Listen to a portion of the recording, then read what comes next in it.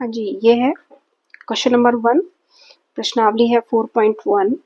द्विघातीय समीकरण, NCERT book है और क्लास 10th का ये क्वेश्चन है। तो देखिए क्वेश्चन में क्या दिया हुआ है कि जांच कीजिए कि क्या निम्न द्विघात समीकरण है। ठीक है, आपको इसमें बताना है कि ये जो आपको फॉर्मेट एक दे रखा है या ये एक पद जो आपको दे रखा है उसमें आपको ये बताना है कि ये द्विघातीय समीकरण है या नहीं। ठीक है, आइए देखिए इसकी कैसे जांच करते हैं। देखिए सबसे पहले आपको द्विघातीय समीकरण का मानक रूप आपको पता होना चाहिए। ठीक है, तो द्विघातीय समीकरण का जो मानक रूप होता है वो होता है ax square plus b x plus c is equal to 0।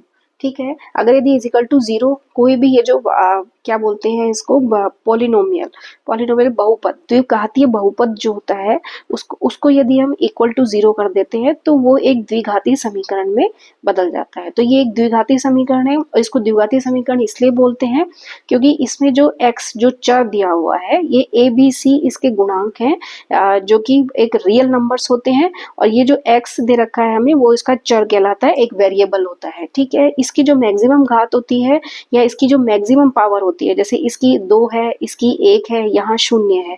ठीक है, तो इसकी घात जब 2 है तो इसको हम बोलते हैं द्विघातीय समीकरण। ठीक है, अब ये जो आपको दे रखा है उसको आपको चेक करना है कि ये इस रूप में है या नहीं।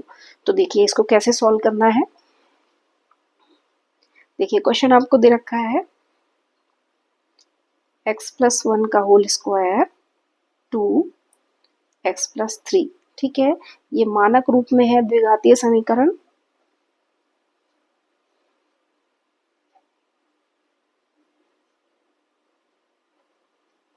ठीक है, ये मानक रूप में आपको इसको चेंज करके इसमें लाना है। यदि ये इसमें इस फॉर्मेट में चेंज हो जाता है तो ये एक क्या होगी, द्विघातीय समीकरण होगी। तो देखिए इसको कैसे हल करना है। तो देखिए सबसे पहले मैं इसको खोलती हूँ, इस ब्रैकेट को हम खोलेंगे तो ये आएगा x square plus 1 plus 2x। ठीक है, ये कैसे आया मैं आपको इधर बता देती हूँ। देखिए एक आइडेंटिटी हमने पढ़ी थी a प्लस बी का होल स्क्वायर। ठीक है, a प्लस बी का होल स्क्वायर होता है a square plus b square plus 2ab। ठीक है, जहाँ a की जगह हमें x दे रखा है और b की जगह हमें 1 दे रखा है। तो हमारा क्वेश्चन हुआ x प्लस 1 का होल स्क्वायर। देखिए यहाँ a की जगह x है और b की जगह 1 ले लिया। ऐसा क्यों किया है, क्योंकि ये इसमें चेंज हो गया है। ठीक है, अब जब हम इसको खोलेंगे तो ये a का स्क्वायर है तो सबसे पहले आएगा x का स्क्वायर, यहाँ b का स्क्वायर आएगा तो प्लस यहाँ b की जगह 1 है तो 1 का स्क्वायर 1 ही होता है। ठीक है, 2 है, 2 लिखना है हमें। उसके बाद a और b का मल्टीप्लाई लेना है, मतलब a और b का मल्टीप्लाई लेना है। तो a हमारे पास है x और b हमारे पास है 1। तो 1 और x को जब हम मल्टीप्लाई करेंगे तो x आता है। ठीक है, ये आइडेंटिटी आपने छोटी क्लास में पढ़ी है। ठीक है, इससे मैंने इसको खोल लिया है, ये देखिए। ठीक है, अब ये इसका जो दूसरा पक्ष है इसमें क्या करेंगे, 2 को अंदर मल्टीप्लाई करेंगे, ब्रैकेट खोलेंगे तो ये आएगा 2x प्लस 6। देखिए 2 को x से गुणा करेंगे 2 आएगा, 2 को 3 से करेंगे 6 आएगा। ठीक है, इसको आपको सरल करना है। ठीक है, अब देखिए इसका मैं पक्षांतरण कर लेती हूँ इस साइड का।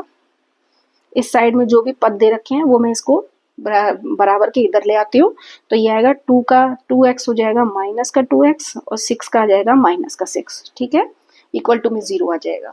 ठीक है, जब हम इन पदों को इधर ले आए तो इक्वल टू में 0 आ जाएगा और जब इनको यहाँ इधर लाते हैं तो इनके क्या है, साइन चेंज हो जाते हैं। ठीक है, इनके चिन्ह चेंज हो जाते हैं।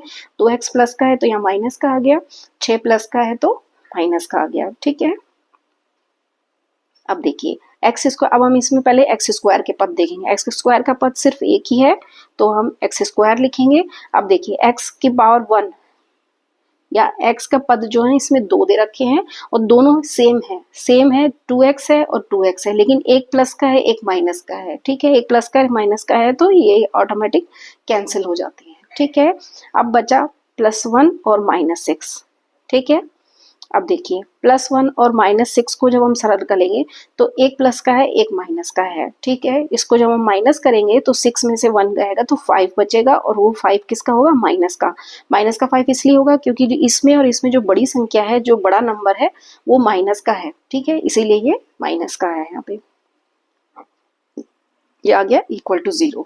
ठीक है, अब देखिए ये हमारा पूरा सरल हो गया। सरल करने के बाद हमने देखा कि ये मानक रूप में आ गया है। देखिए मानक रूप में क्या है कि इसमें क्या है, x की पावर 2 है, तो मैक्सिमम पावर जो इसकी अधिकतम घात है x की वो इसमें क्या है कि 2 है, तो अधिकतम है तो इसीलिए ये एक द्विघातीय समीकरण होगी। हाँ ठीक है, इसका आंसर आएगा हाँ, ये क्या है, एक द्विघातीय समीकरण। क्यों द्विघातीय समीकरण है, क्योंकि ये मानक रूप में चेंज हो गई है। देखिए सबसे बड़ी घात, देखिए मानक रूप में भी हम देखते हैं कि द्विघातीय समीकरण में x की जो अधिकतम घात है वो 2 है। ठीक है, अब देखिए यहाँ भी अधिकतम घात 2 है। bx, अब देखिए bx है, x की पावर 1 है, ये वाला पद इसमें है ही नहीं। ठीक है, ओके। अब c एक कांस्टेंट टर्म है या अचर पद होता है, अचर पद इसमें -5 दे रखा है। तो जैसे भी है, जो भी आपको जो इक्वेशन आपके पास आई है उसमें x की घात देखनी है कि यदि उसकी x की घात में अधिक से अधिक 2 है, 2 से ज्यादा नहीं है, तो वो एक द्विघातीय समीकरण होती है। ठीक है, ओके, थैंक यू।